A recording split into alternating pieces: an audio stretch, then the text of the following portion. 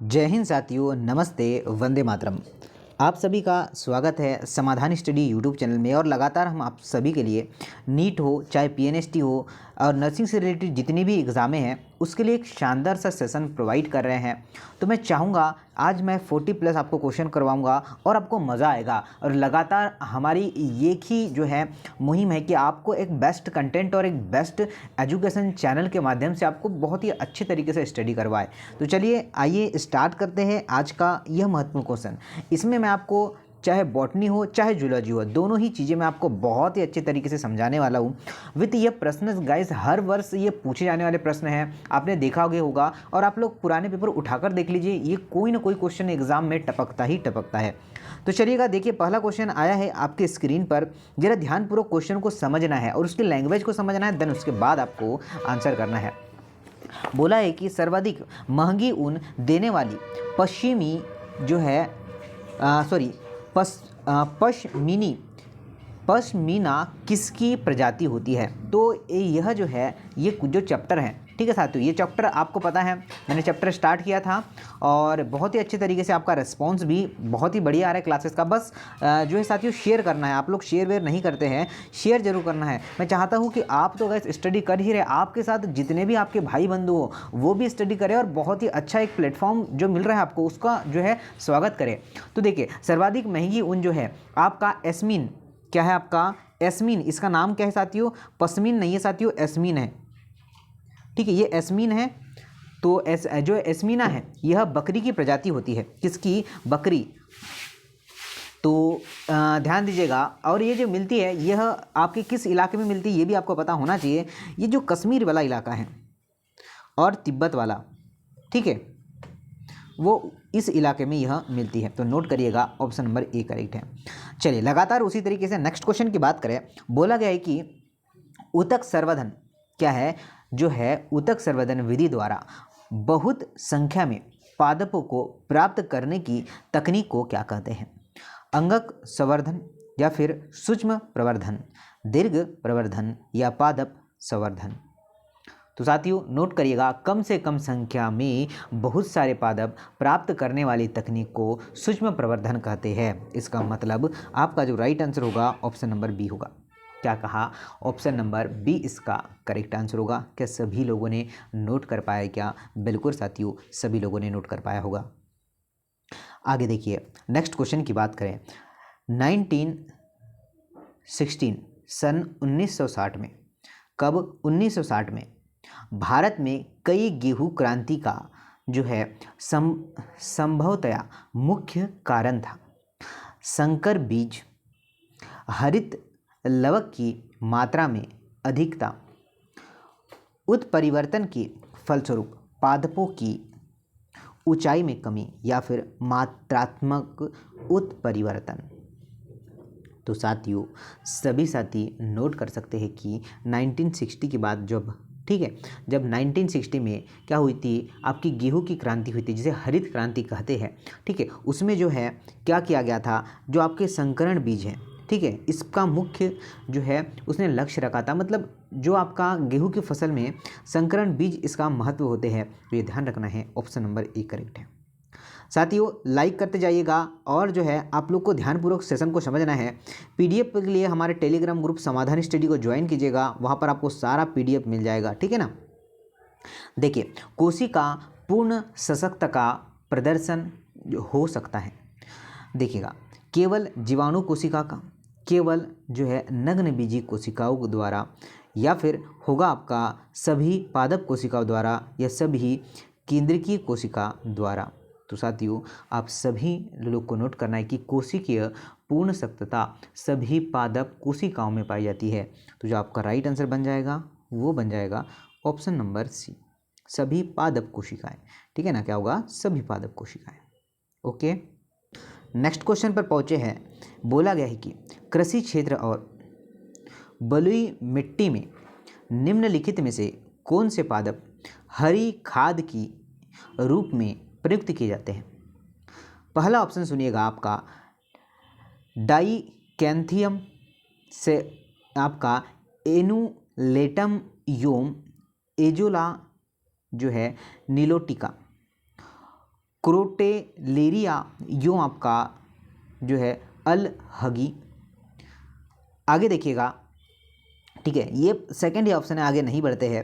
Right answer आपका option number B ही होगा, ये आपको नोट करना है। ठीक है, कृषि के क्षेत्र में जो आपका बलुई मिट्टी में हरी खाद के रूप में आपका क्रोटोलेरिया यूम जो है आपका अलहगी आदि पादपों का प्रयोग किया जाता है। ओके, चलिए नेक्स्ट पर बात करते हैं। नेक्स्ट है आपका आपका निम्नलिखित में से कौन सी फसल नई दुनिया से भारत लाई गई? काजू, आलू, रबर, आम, चाय, चाय, रबर, आम या फिर कॉफ़ी? तो जो है आप लोग को नोट करना है काजू, आलू और रबर। आलू, रबर और काजू। ठीक है, राइट आंसर होगा option number A. Next question पर चर्चा करेंगे साथियों कि यूरोपियों के आगमन से पूर्व, यूरोपियन के आगमन से पूर्व भारत में कौन सी सब्जी अनुपस्थित थी? आलू और टमाटर, शिमला मिर्च एवं बैगन, मक्का एवं आपका चिड्डा या फिर बैगन एवं आपका भिंडी? तो साथियों नोट करिएगा कि यूरोपियन के आगमन से पूर्व ही भारत में आलू और टमाटर की सब्जियां नहीं पाई जाती है। कौन सी? आलू और टमाटर की सब्जियां नहीं पाई जाती है। और पुर्तगालियों ने कब? आपका 18वीं शताब्दी में आए थे। ओके, चलिए नेक्स्ट क्वेश्चन पर चर्चा करते हैं। फसल उगाने के लिए मिट्टी का सर्वाधिक अनुमानित पीएच मान कितना होता है? तो नोट करिएगा 6.5 से लेकर 7.5 होता है। कितना? 6.5 से लेकर 7.5 होता है अनुमानित जो है पीएच की बात करें। आगे देखिए, बहुत ही बेहतरीन सा क्वेश्चन है, शानदार सा क्वेश्चन है साथियों। लाइक करते चलिएगा क्योंकि हमारा मोटिवेशन आपके लाइक से ही बढ़ता है। आपका जो है जो विश्वास हमारे ऊपर है साथियों, विश्वास ही आपका जो है हम लोग बिल्कुल यथावत बनाए रखेंगे। देखिए साथियों, क्या है मधुमक्खियों के लिए, क्या बोला है कि मधुमक्खियों के लिए कौन सा जो है वक्त व्यास जो होता है सत्य है? तो देखिए आपका एपिस इंडिका भारत में सबसे अधिक वन्य मधुमक्खी होती है। शहद जो होती है मुख्यतया सुक्रोज व आपका अराबिजोन होता है। शहद मुख्यतः सुक्रोज व अराबिजोन होता है क्या? तो देखिए साथियों ध्यान रखना है कि मधुमक्खियों में संप्रेषण की खोज कार्ल वॉन फ्रिस द्वारा की गई थी। जो ये वाला ऑप्शन है डी वाला वो बिल्कुल करेक्ट होगा। ठीक है, चलिए आगे आगे बढ़ते हैं। नेक्स्ट क्वेश्चन नोट करिएगा, क्या बोला गया है? किसके द्वारा पादपों की नई प्रजातियां बनाई जाती हैं? किसके द्वारा पादपों की नई प्रजातियां बनाई जाती हैं? चयन और संकरण, उत्परिवर्तन और चयन, परिवर्तन और उत्परिवर्तन, परिचय और उत्परिवर्तन या फिर चयन एवं परिचय? तो साथियों ध्यान रखना है कि चयन व संकरण पादप प्रजनन के दो प्रमुख चरण होते हैं। चयन के द्वारा प्रजनन हेतु इच्छित गुणों वाली किस्मों का जो है वर्ण किया जाता है। तो जो आपका राइट आंसर बन जाएगा ऑप्शन नंबर ए बन जाएगा, क्या कि चयन और संकरण। क्या बन जाएगा? चयन और संकरण is right answer, option number A. देखिए श्रमिक मधुमक्खी का सामान्य जीवन काल होता है। श्रमिक मधुमक्खी का सामान्य जीवन काल होता है तो कितना होता है? क्या आप लोग बता पाएंगे? तो श्रमिक मधुमक्खी का जीवन काल की बात करें तो 90 डेज होता है। कितना होता है? 90 डेज होता है। तो आपको जो राइट आंसर बन जाएगा 90 डेज बन जाएगा। ठीक है, कितना? 90 डेज, 90 दिन। ओके, चलिए आगे देखिए। नेक्स्ट क्वेश्चन की बात करें साथियों, बोला है कि हाइब्रिड बीगर बनाने के लिए कायिक जनन करने वाली फसलें अधिक अनुकूलन होती है, क्यों? देखिए यदि एक बार हाइब्रिड बीगर या विगर बन जाए तो उसके नष्ट होने का खतरा बहुत कम होता है। उनकी आयु अधिक लंबी होती है और वे रोगों के प्रति अधिक प्रतिरोधक होते हैं और उन्हें जो आपका उगाना सरल होता है। तो साथियों मैं आपको बता दूं कि संकरण ओज जो है बनाने के लिए कायिक जनन करने वाली फसलें अधिक जो होती है अनुकूलित होती है। तो आपका जो राइट आंसर बन जाएगा वो क्या, ऑप्शन नंबर ए बन जाएगा। क्या साथियों, ऑप्शन नंबर ए आपका राइट आंसर है और सभी लोगों ने इसे कर पाया होगा। ओके, यदि एक बार हाइब्रिड जो है विगर बन जाए तो उसे नष्ट होने का खतरा बहुत कम हो जाता है। देखिए साथियों, नेक्स्ट क्वेश्चन की बात करें, यदि रेशम कीट में जुवेनाइल हार्मोन्स न हो तो क्या होता है, यह मर जाएगा, अन्य लार्वा अवस्था में बदल जाएगा, या फिर आपका प्यूमा में बदल जाएगा, या वयस्क में बदल जाएगा। तो साथियों ये जो है आपका जेएच, ठीक है, ये क्या होगा, जेएच मतलब आपका जुवेनाइल हार्मोन्स की बात करें तो इसकी उपस्थिति में लार्वा के वयस्क में कायांतरित हो जाता है। तो जो आपका राइट आंसर बन जाएगा क्या, ऑप्शन नंबर बी बन जाएगा। क्या लगातार आप लोग सही आंसर कर रहे हैं। साथियों 2 सेकंड लेना है आप लोगों को, ओके, आंसर सही करने में, और जैसे ही पॉज करते चलिएगा और कंटिन्यू क्लास लीजिएगा। ये क्लास बिल्कुल नहीं छोड़ना है साथियों। बेस्ट चीज़ें मैं आपको प्रोवाइड कर रहा हूँ साथियों, इससे बेस्ट तो शायद ही चीज़ें आपको मिले। तो आप लोग कोशिश करिए कि सारी क्लासेस को अटेंड करें। ओके, काफ़ी सारे सिलेक्शन ऑलरेडी हो चुके हैं और आप लोग भी जानते हैं भली भांति, जिनका सिलेक्शन जो है नहीं हुआ है वो भली भांति जानते हैं, लगातार आपके लिए मेहनत चल रही है। देखिए, शहद है, अम्लीय है, क्षारीय है, उदासीन है, या फिर ताज़ी अवस्था में अम्लीय व पुरानी अवस्था में क्षारीय होता है। तो बताइएगा क्या शहद क्या होता है। शहद क्या होता है, तो साथियों नोट करना, यह अम्लीय होता है।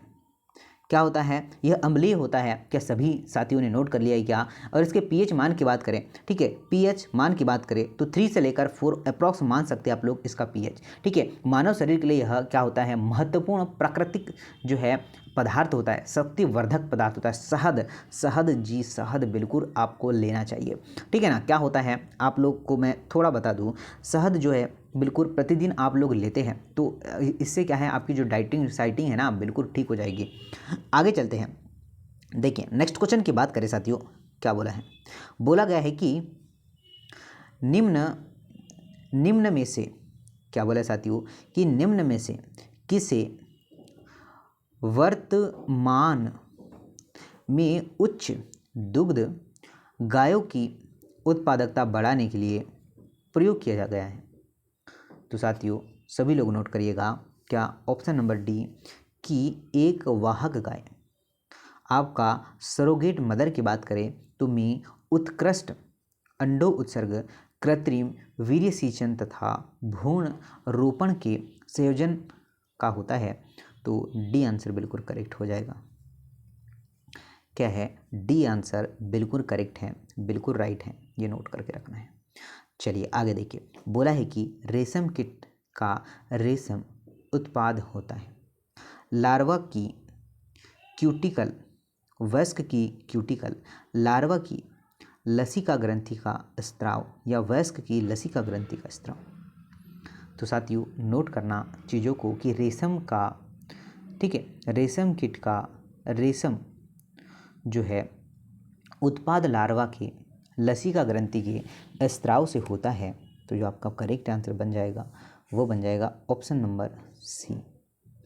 क्या बन जाएगा, ऑप्शन नंबर सी, लार्वा की लसिका ग्रंथि का स्त्राव। समझ रहे हैं आप लोग, ऑप्शन नंबर सी करेक्ट है।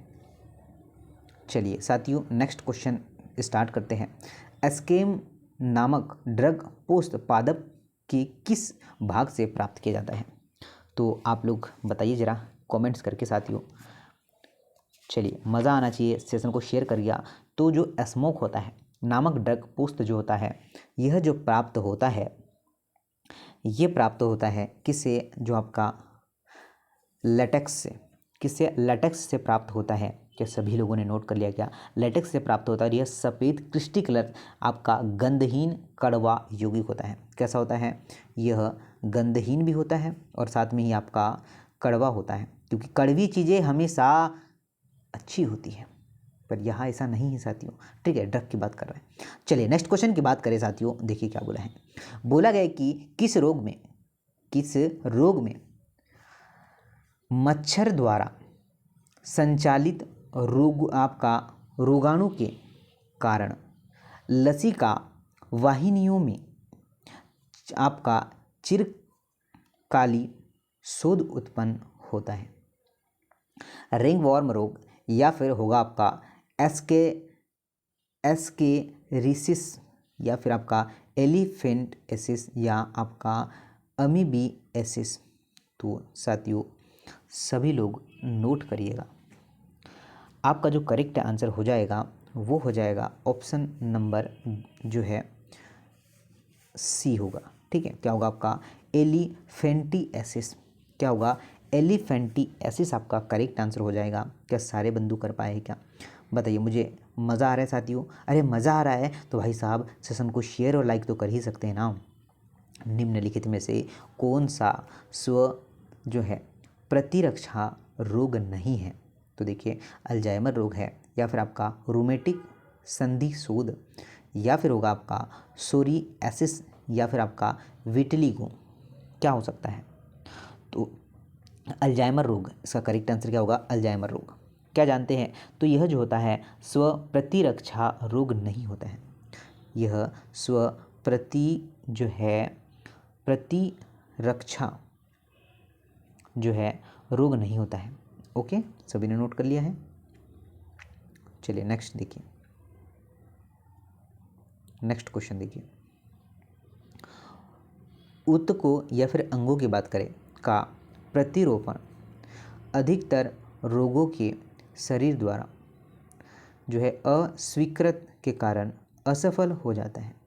इस प्रकार के निराकरण के लिए कौन सा प्रतिरक्षी अनुक्रिया उत्तरदायी है?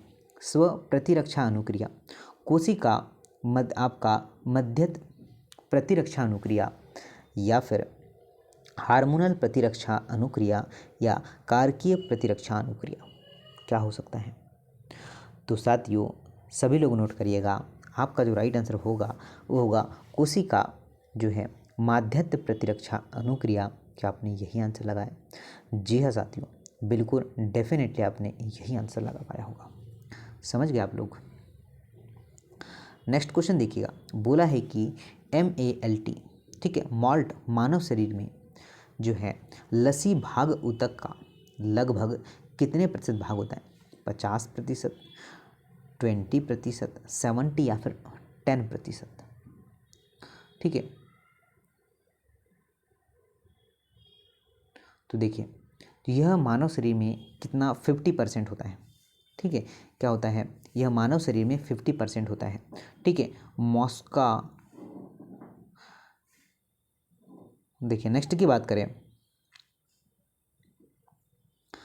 प्रति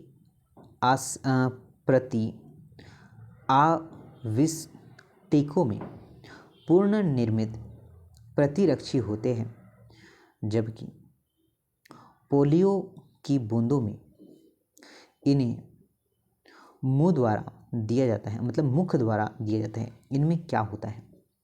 तो साथियों इनमें जो है छीण कर दिए गए आपका रोगजनक होते हैं। क्या हमारा जो right answer option number C हुआ है क्या? बताइए क्या होगा? Right answer option number C है साथियों। अगर ऑप्शन नंबर सी आपने लगाया है तो डेफिनेटली आपका करेक्ट आंसर होगा, सही और सत्य आंसर किया होगा। उच्चतर कशेरुकियों में प्रतिरक्षा तंत्र स्व कोशिकाओं और गैर कोशिकाओं में भेद कर सकता है।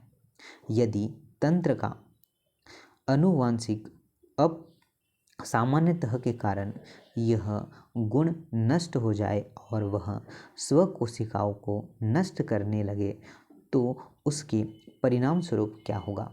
तो साथियों आप लोग भली भांति जानते हैं कि उच्चतर कोशिकाओं में जो है विकसित समृद्धि जो है आधारित उपार्जित प्रतिरक्षा अपनी कोशिका व जो है विजातीय जीवों के मध्य भेद कर सकने में सकने पर आधारित होते हैं।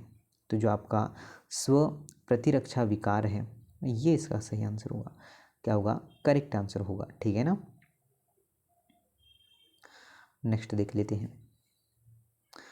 नेक्स्ट की बात करें, क्या है? AIDS AIDS. ठीक है, एड्स के रोगजनक कारक HIV के बारे में कौन सा कथन सही है? ये तो साथियों काफ़ी बच्चे तो जानते हैं इसका राइट आंसर क्या हो सकता है। HIV एक जो है HIV बाहर नहीं निकल पाता है पर उत्सर्जित प्रतिरक्षी अनुक्रिया पर आक्रमण करता है। या फिर HIV एक आवृत वायरस है, इसके भीतर एकल रज्जुकी वाले RNA का एक अणु और उत्क्रमण ट्रांसक्रिप्टेज का एक अणु होता है। HIV की बात करें, HIV एक आवृत वायरस है और इसके भीतर एकल रज्जुक वाले RNA, ठीक है, RNA क्या हो जाते हैं कि दो समान अणु तथा उत्क्रम जो है ट्रांसक्रिप्टेज के दो अणु होते हैं। तो जो आपका राइट आंसर है साथियों सी आंसर हो जाएगा। क्या हो जाएगा? सी आंसर करेक्ट हो जाएगा।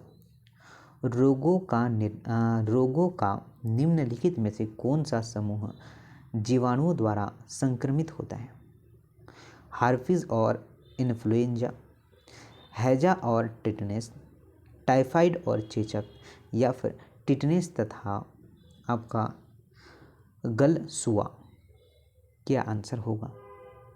तो साथियों आपके राइट आंसर की बात करें तो क्या हो सकता है? तो राइट आंसर नोट करिएगा, ऑप्शन नंबर बी, क्या हैजा और टिटनेस। क्या होगा? हैजा और टिटनेस, टिटेनस। ठीक है ना, ऑप्शन नंबर बी करेक्ट है।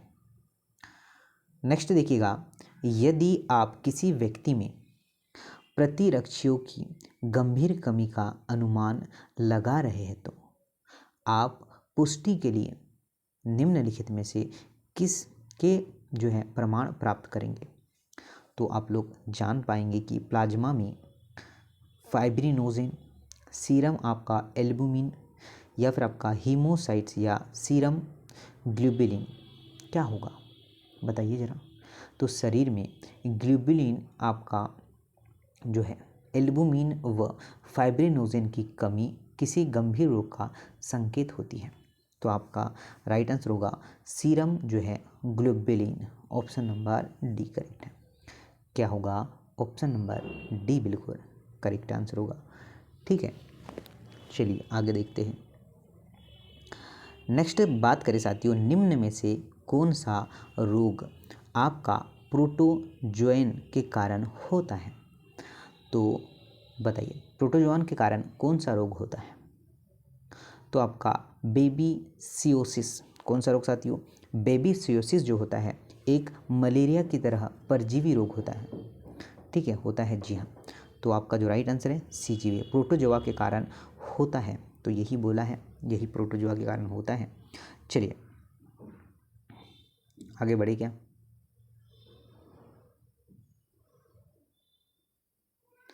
चलिए नेक्स्ट क्वेश्चन की बात करें। किसी रोगी में प्रत्यारोपी वृक्क मतलब किडनी को स्वीकार जो है किस कारण किया जा सकता है? त्रिदोषज प्रतिरक्षा अनुक्रिया, कोशिका माध्यस्थ प्रतिरक्षा अनुक्रिया, या फिर सी की बात करें निष्क्रिय प्रतिरक्षा अनुक्रिया या सहज प्रतिरक्षा अनुक्रिया। तो साथियों किसी बात करें कोशिका माध्यस्थ प्रतिरक्षा अनुक्रिया, बी आंसर करेक्ट होगा। क्या है? बी आंसर करेक्ट है। नेक्स्ट क्वेश्चन देखिएगा, निम्न में से कौन सा घटक प्रतिरक्षा ग्लोबुलिन मानव दुग्ध में सबसे अधिक जो है प्रतिशतता में पाया जाता है? क्या कहेंगे आप लोग? तो आपका जो करेक्ट आंसर होगा IgA, क्या होगा? ऑप्शन नंबर सी। नेक्स्ट देखिए क्या है। नेक्स्ट क्वेश्चन आपके लिए है कि प्रत्येक रोग के साथ उसे सही विकल्प की वैक्सीन को मिलाइएगा। तो तपेदिक क्षय रोग की बात करें, ठीक है, तो क्या होगा? हानिकारक वायरस होगा ये। तो क्या है साथियों? हानिकारक वायरस, हानिकारक बैक्टीरिया होगा तपेदिक, ठीक है। उसके बाद जो है कुकुर खांसी की बात करें, ये होगा मारे गए बैक्टीरिया। आपका डिप्थीरिया की बात करें तो ये होगा अक्रिय टॉक्सिन, और जो है पोलियो की बात करें तो हानि रहित वायरस होगा। का साथियों इसी तरीके से सही जोड़ी मिलान किया है। साथियों मज़ा नहीं आ रहा है साथियों, लाइक तो बनती है। देखिएगा, एड्स उत्पन्न करने वाला HIV सबसे पहले किसे नष्ट करता है बताइए? तो सबसे पहले यह सहायक T लिम्फोसाइट्स को नष्ट करता है। किसे करता है? ऑप्शन नंबर सी जो है सहायक T लिम्फोसाइट्स को नष्ट करता है। और नेक्स्ट क्वेश्चन की बात करें, आपका एंटी अमीबा हिस्टोलाइस्टिका का सक्रिय रूप किस प्रकार भरण पोषण करता है? तो ये आपके लिए होमवर्क है। जल्दी से कमेंट्स बॉक्स में आपको आंसर बताना है, और मज़ा आए तो साथियों सेशन को शेयर, लाइक, सब्सक्राइब कर लीजिएगा। जो भी साथी नए जुड़ा है, लगातार आपके लिए जो है क्लासेस प्रोवाइड की जा रही है। आपकी मेहनत ही रंग लाएगी, और इस बार साथियों सिलेक्शन लेने से कोई रोक नहीं सकता। तो आप लोग लगातार बने रहिएगा। वंदे मातरम, जय हिंद।